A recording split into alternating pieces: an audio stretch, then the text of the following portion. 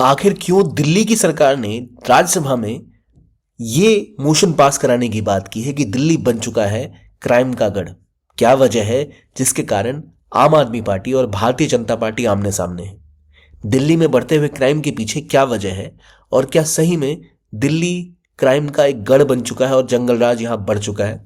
आइए जानते हैं इस पूरी न्यूज के बारे में कि क्यों राज्यसभा में ये मोशन पास होने की बात हो रही है और क्या कनेक्शन है इसमें बीजेपी और आम आदमी पार्टी का, जहां जिस गवर्नमेंट का रूल ऑलरेडी दिल्ली में है वो खुद इस मामले को राज्यसभा के सामने रख रही है।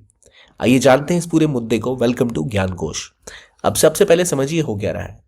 आपके लीडर्स ने, जो आम आदमी पार्टी के लीडर्स हैं, उन्होंने राज्यसभा में कहा कि वो एक मोशन लाना चाहते हैं, सभा का ध्यान खींचना चाहते हैं बढ़ते हुए क्राइम और क्रिमिनल एक्टिविटी के ऊपर। उनका ये कहना है कि दिल्ली में लगातार क्राइम बढ़ता जा रहा है और इसीलिए वो रूल 267 के अंतर्गत एक सस्पेंशन ऑफ बिजनेस नोटिस लाना चाहते हैं, जिसके तहत जो राष्ट्रीय राजधानी है देश की, उसमें जो क्राइम बढ़ रहा है उसके बारे में वो एक चर्चा करना चाहते हैं।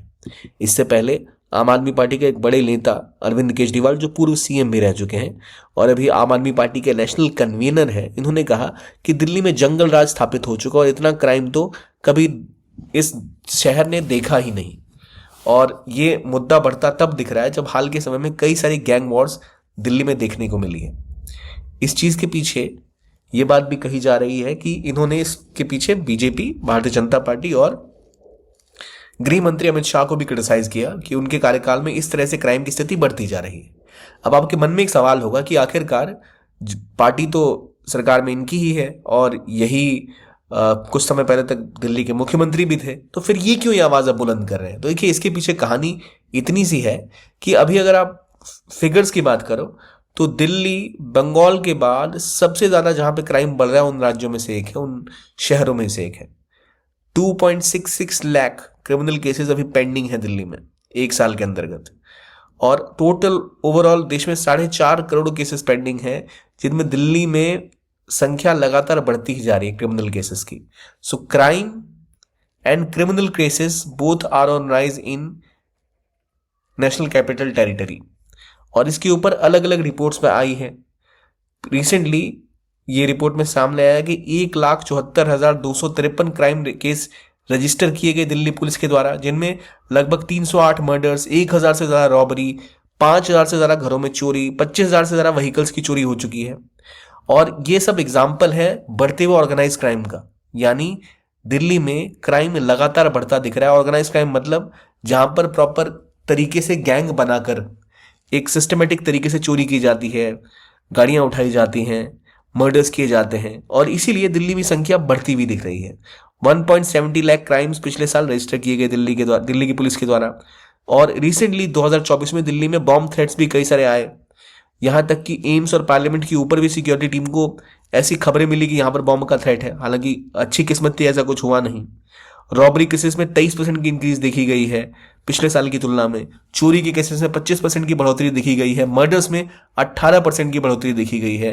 क्राइम अगेंस्ट वुमेन में दिल्ली हमेशा टॉप पे रहता है। तो ये सब एक रियलिटी है जहां दिल्ली संख्या में बहुत ज्यादा है और कंसिस्टेंटली यहां पर अब गैंग वॉर्स भी देखी जाने लग गई हैं।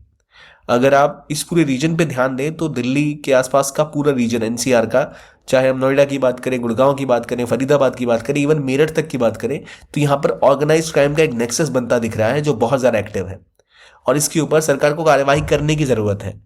तो फिर जब मामला है ये, तो आखिरकार जिन चीज़ों को अक्सर राज्य सरकारें छुपाती हैं उसको लेकर ये सरकार राज्यसभा क्यों पहुंची?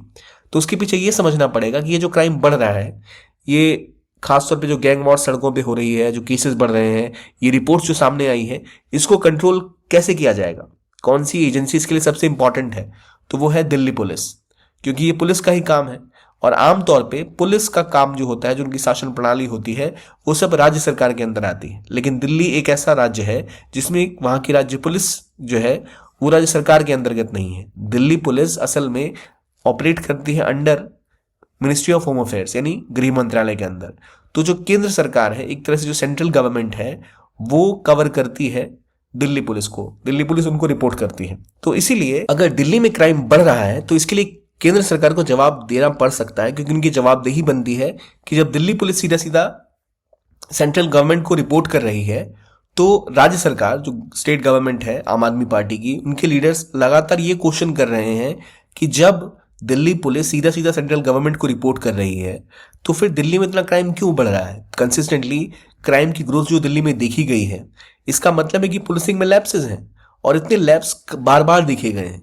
इसीलिए बार बार जो राज्य सरकारें हैं उन्होंने सीधा सीधा आरोप लगाया कि केंद्र सरकार की नाक के तले इतना कुछ हो रहा है और वो एक्शन नहीं ले पा रहे हैं। बढ़ते हुए crime cases, crime against women, murders, robberies, gang wars, इन सब में जो संख्या बढ़ती जा रही है वो दिल्ली के लिए चिंताजनक जरूर है। और इसीलिए अब इन लोगों ने सीधा सीधा आरोप लगाया है कि भाई केंद्र सरकार, जब इसके ऊपर राज्यसभा में चर्चा होगी तो सीधा आरोप किसके ऊपर आएगा, सेंट्रल गवर्नमेंट के ऊपर, कि उन्होंने एक्शन क्यों नहीं लिए, क्यों दिल्ली की पुलिसिंग की स्थिति इतनी खराब है। अब देखिए, क्योंकि दिल्ली एक कैपिटल है तो इतना क्राइम का बढ़ना सीधा सीधा एक चीज को हिट करेगा, वो है वहां के टूरिज्म को। ऑलरेडी दिल्ली की इमेज बहुत खराब है ड्यू टू एक पॉल्यूशन बहुत ज्यादा है वहां पर, और अगर क्राइम की एक्टिविटी ऐसे ही बढ़ती चली गई तो यहाँ पर ऑलरेडी टूरिज्म सफर कर रहा है एनवायरनमेंट की वजह से, और लोग कमाना प्रेफर करेंगे। जो लोग वहां रह रहे हैं उनकी जिंदगी पर, जो आम व्यक्ति का जीवन है, वो बुरी तरह प्रभावित होगा। लॉ एंड ऑर्डर सिचुएशन जब किसी भी राज्य की खराब होती है तो वहां से बिजनेस भाग जाते हैं। जब लॉ एंड ऑर्डर की स्थिति खराब होगी तो कोई बिजनेस में वहां बिजनेस नहीं करना चाहेगा। इसके बाद वहां पर एक आम जीवन की जो व्यवस्था है वो बहुत बुरी तरह प्रभावित हो जाती है। हमने कई राज्यों में देखा, प्राइम एग्जाम्पल इसका आप लें तो बिहार और उत्तर प्रदेश को देख सकते हैं, जहां बिहार और उत्तर प्रदेश दोनों ही राज्यों में क्राइम की वजह से बिजनेस और एंटरप्रेन्योरशिप स्टार्ट नहीं हो पा रही थी। यूपी में व्यवस्था सुधरने के बाद हम देख रहे हैं, और क्योंकि कुछ इलाकों को ज्योग्राफी का भी फायदा मिला है यूपी में, जो दिल्ली के करीब है, या नोएडा का एग्जाम्पल ले लें, तो वहां आपको इंडस्ट्रीज लौटती दिखी। तो क्राइम जब तक हाई रहता है, लॉ एंड ऑर्डर जब तक ढंग से नहीं रहता, तो वहां पर बिजनेस नहीं हो सकता, वहां टूरिस्ट नहीं आते, वहां और कई तरह की समस्या उत्पन्न हो जाती है। तो इसलिए बहुत जरूरी है कि आम आदमी की जो विश्वास है वो पुलिस के ऊपर बना रहे, और इसीलिए बहुत इंपॉर्टेंट है कि पुलिसिंग की व्यवस्था दिल्ली के आसपास स्ट्रांग होनी जरूरी है। अब सवाल यह है कि जब वो रिपोर्ट कर रहे हैं होम मिनिस्टर को, जब वो रिपोर्ट कर रहे हैं सेंट्रल गवर्नमेंट को, तो ऑब्वियसली राज्यसभा में जब इसके ऊपर डिबेट होगी तो आम आदमी पार्टी सीधे तौर पर जिम्मेदारी केंद्र सरकार पे डाल सकती है कि आपने काम नहीं किया। हालांकि आज से पहले जब ये लोग विपक्ष में थे तो यही कहते थे कि कुछ तो काम सीएम भी करे, कुछ तो ये पार्टी भी करे। तो हालांकि अब चीजें थोड़ी बदली हुई दिख रही है यहाँ पर रियलिटी ये है कि क्योंकि दिल्ली पुलिस होम मिनिस्ट्री को रिपोर्ट करती है, और क्योंकि दिल्ली में जो डेटा है वो सही में चिंताजनक है, जहां नंबर्स लगातार बढ़ते दिख रहे हैं, इट इज वेरी इंपॉर्टेंट कि यहाँ कुछ कदम उठाए जाए, इसे रोका जाए। अब इस पशुपेश में जहां के पूर्व सीएम दिल्ली अरविंद केजरीवाल ये भी काफी समय जेल में काट के आए हैं, कई मंत्रियों को भी जेल भेजा गया, कई आरोप आम आदमी पार्टी के लीडर्स के ऊपर भी लगे हुए हैं, कई पॉलिटिकल लीडर्स ऑलरेडी इन्वॉल्व माने जाते हैं किसी भी पार्टी के हो क्राइम में। तो ये मुद्दा यहाँ पर पार्टी या पॉलिटिक्स से ऊपर है। और अगर दिल्ली में संख्या जिस तरह से बढ़ती हुई दिख रही है, जो रिपोर्टों के सामने सीधा सीधा बताया जा रहा है कि दिल्ली में crime, criminal activity, pending cases सब ऑल टाइम हाई है, तो बहुत जरूरी है कि सरकार यहाँ कोई कदम उठाए और इस चीज को रोके, वरना जो दिल्ली की स्थिति होती जा रही है उसमें भविष्य में दिल्ली की सरकार और दिल्ली के लोग बहुत ही ज्यादा परेशान हो सकते हैं। तो इसलिए देखते हैं आगे गवर्नमेंट यहाँ क्या करती है। लेकिन अगर आप कर रहे हैं यूपीएससी की तैयारी तो आपके लिए इंपॉर्टेंट है कि आप जाने PWOnly के फाउंडेशन कोर्सेज के बारे में, जो संकल्प, टाइटन, प्रहार जैसे बैचेस हैं, जो 7,999 रुपए से ही शुरू हैं, जहां आपको मिलता है इंग्लिश के लिए टाइटन, इंग्लिश में प्रहार, और 2026 के लिए संकल्प, और टाइटन इंग्लिश के लिए, जहां आपको लाइव जीएस की क्लासेस मिलती है, जिनका रिकॉर्डेड वर्जन भी आपको प्रोवाइड किया जाता है। आपको सीसेट की क्लासेस मुहैया कराई जाती हैं, आपको डेली एमसीक्यू और मेंस के क्वेश्चन मिलते हैं, जीएस की कॉम्प्रिहेंसिव ई बुक्स मिलती हैं जो आपको प्रिपेयर करती हैं हर तरीके से इस एग्जाम के लिए। आपको बार बार नोट्स के लिए अलग अलग जगह नहीं दौड़ना, एक ही जगह सब कुछ कंबाइंड तरीके से मिल जाता है। प्लस आपको ये ऑनलाइन क्लासेस मिल रही हैं तो उसको लाखों की फीस नहीं देनी, केवल 7,999 से ये कोर्स स्टार्ट है। और प्लस खास बात ये कि आप अपनी सहूलियत के हिसाब से, अपनी जरूरत के हिसाब से इन कोर्सेज को अपने घर में देख सकते हैं, वहां से आप प्रिपेयर कर सकते हैं। आपको दिल्ली आने की जरूरत नहीं है, ना इस पोल्यूशन को झेलने की जरूरत है। तो ये सब उपलब्ध है आपके लिए हमारे ओनली एस के जो प्लेटफॉर्म है उसके ऊपर, जिसके बारे में अगर आप डिटेल से और जानकारी लेना चाहते हैं तो आप जा सकते हैं इस वेबसाइट पर। लिंक आपको इस वीडियो के डिस्क्रिप्शन में मिल जाएगा, जहां से आप कनेक्ट करके इस लोकेशन पर जाकर ये वीडियो और ये जो इस कोर्स के बारे में डिटेल में जान सकते हैं, और चाहे तो एनरोल भी कर सकते हैं।